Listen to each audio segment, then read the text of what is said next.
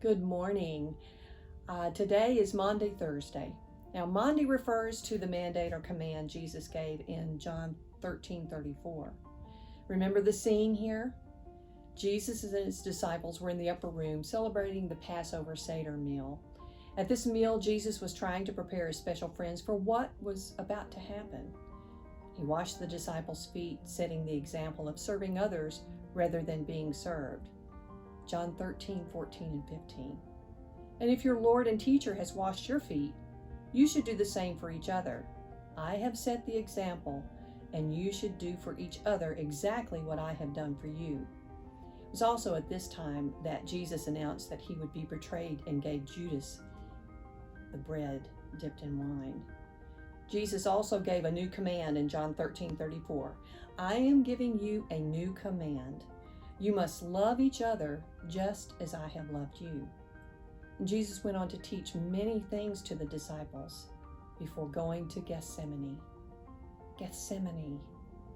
What comes to your mind when you hear Gethsemane?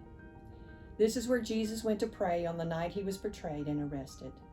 I was privileged to visit the Garden of Gethsemane on February 17th. I have a picture of Gethsemane as my screensaver.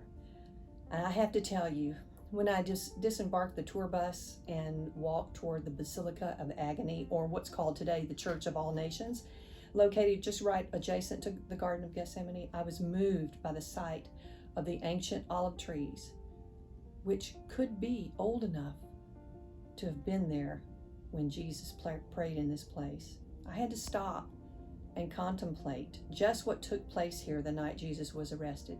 Think about it. The weight of the world was on Jesus' shoulders, and he knew exactly what was going to happen, and even asked God in Mark 14:36, Father, if it is possible, don't let this happen to me. Father, you can do anything. Don't make me suffer by having to drink from this cup. But I want all of us to remember the last part of this verse. But do what you want and not what I want. This is what Gethsemane is about to me. Jesus' turmoil as he prepares for what is to come. Jesus was human with all of the human emotions that we all have.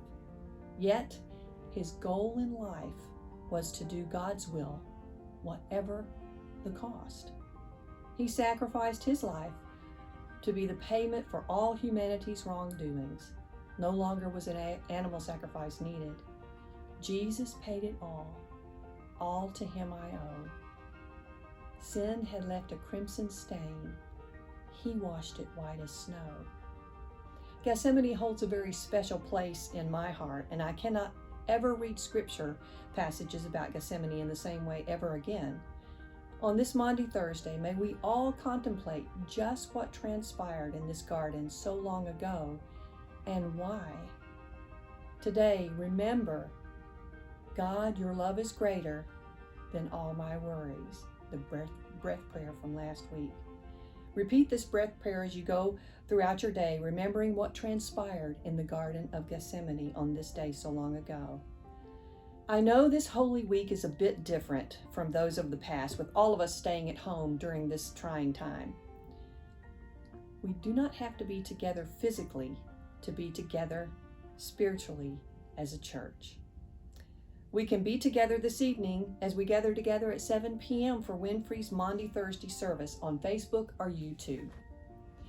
I want to leave us today with a song about Gethsemane, sung by Claire Ryan Crosby when she was just 3 years old. You can find this on YouTube as well.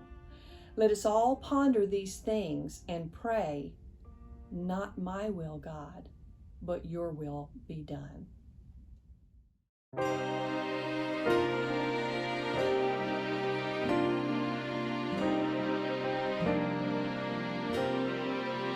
Jesus climbed the hill to the garden still. His steps were heavy and slow. Love and a prayer took him there to the place only he could go. Gethsemane,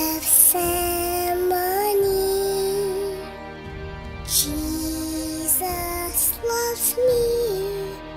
So he went willingly to Gethsemane. He felt all that was said, wicked or bad, was the pain we would ever know. While his friends were asleep, he thought to keep his promise made long ago. Gethsemane, Jesus loves me, so he went willingly to Gethsemane. The hardest thing that ever was done, the greatest pain that ever was known, the biggest battle that ever was won. This was done by Jesus. The fight was won by Jesus. Gethsemane, Jesus loves me.